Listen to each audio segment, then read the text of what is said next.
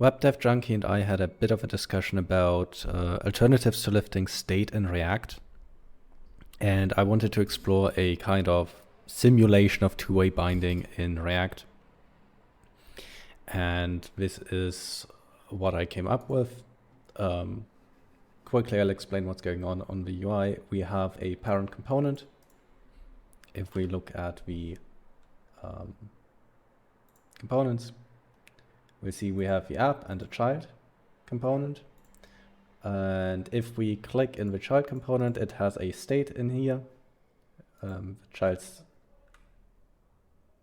he selected one. And we can see our state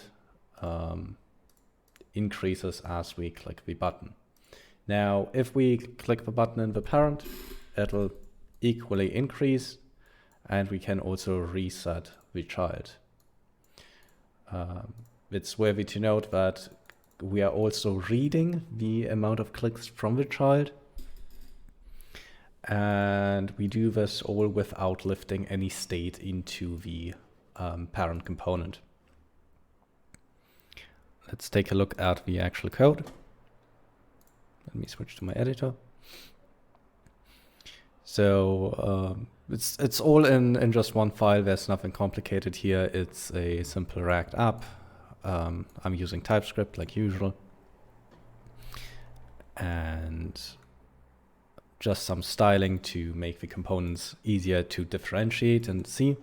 And we can see we are not lifting any state into the parent. We have a child state. This is the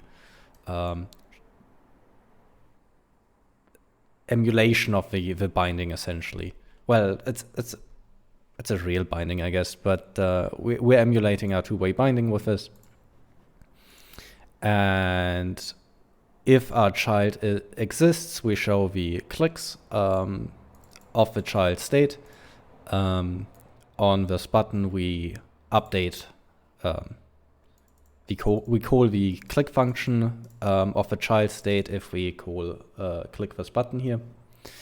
And if we click on this button, we reset the child state to 0.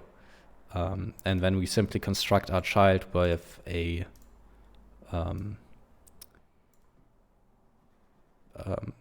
we pass in a function to construct our child, which just sets our state. I called it bind child to child, and also returns a cleanup function to detect when the child has left the context of a parent.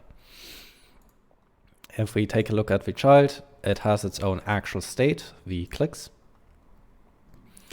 And in the use effect, it just takes the bind from the parent and passes in its own state that we want to expose to the parent. That's the interface on an object, if we think in OOP terms.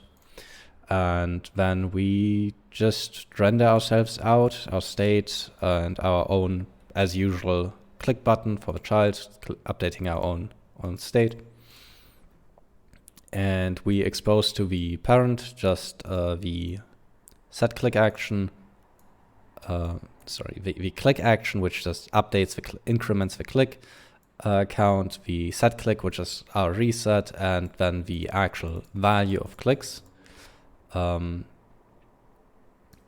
we have our type safety here through the child definition, and our binding just defines how the shape of this function here. So we get auto-completion and safety on this child state. And that's pretty much it. I'm interested to see maybe if there are other solutions to this. I believe WebDev used refs to solve this. And I used just states directly. It gives us more control and certainty about what state our actual binding is in.